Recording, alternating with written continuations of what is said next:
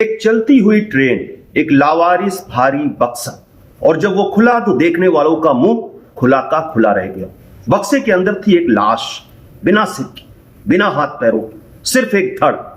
कातिल ने कितनी नफरत और बेरहमी से इस वारदात को अंजाम दिया हो, इसकी कल्पना करते ही रूह कांप जाती। सिर कहीं और फेंका, हाथ पैर कहीं और काटे और धड़ को बक्से में बंद कर ट्रेन में छोड़ाया ताकि पहचान कभी हो ही न सके। लेकिन कानून के हाथ जब कातिल के गिरेबान तक पहुंचे तो जो सच सामने आया वो खौफनाक था। इस खौफनाक साजिश को अंजाम देने वाला कोई पेशेवर अपराधी या कोई भाड़े का शूटर नहीं था। वो एक सगा बाप था, एक मुस्लिम पिता, जिसने अपनी ही बेटी के टुकड़े टुकड़े कर दिए। आखिर क्यों? क्या कसूर था उस बेटी का? जुर्म सिर्फ इतना था कि उसने एक हिंदू लड़के से बात की थी। देश में ऐसे मामले बहुत कम देखने को मिलते हैं जहां कोई मुस्लिम लड़की किसी हिंदू लड़के की तरफ कदम बढ़ाए।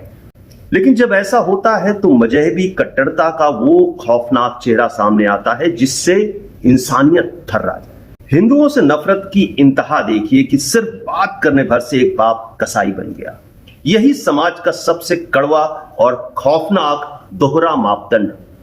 खुद के लड़के जब किसी हिंदू लड़की को होटल के बिस्तर तक ले जाएं तो पीठ थपथपाई जाती है, लेकिन जब खुद की लड़की किसी हिंदू लड़के से सिर्फ बात तक कर ले तो उसकी सजा सीधे मौत होती है। और वो भी ऐसी मौत जिसे सुनकर कबीलाई दौर की क्रूरता भी छोटी लगने लगी। यही है उस तथाकथित भाईचारे का असली रंग, जिसका नकाब अब पूरी तरह से उतर चुका है।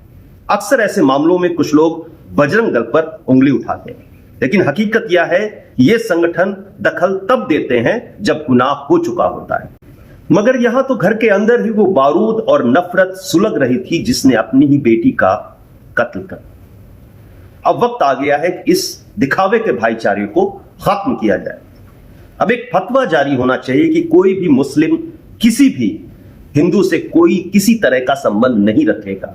निकाह तो बहुत दूर की बात है, बातचीत और राब्ते तक पर भी पूरी तरह से प्रतिबंध होना चाहिए, ताकि मजहबी दीवारों के पीछे सुलगती इस नफरत की आग में फिर किसी मासूम की जान न जाए।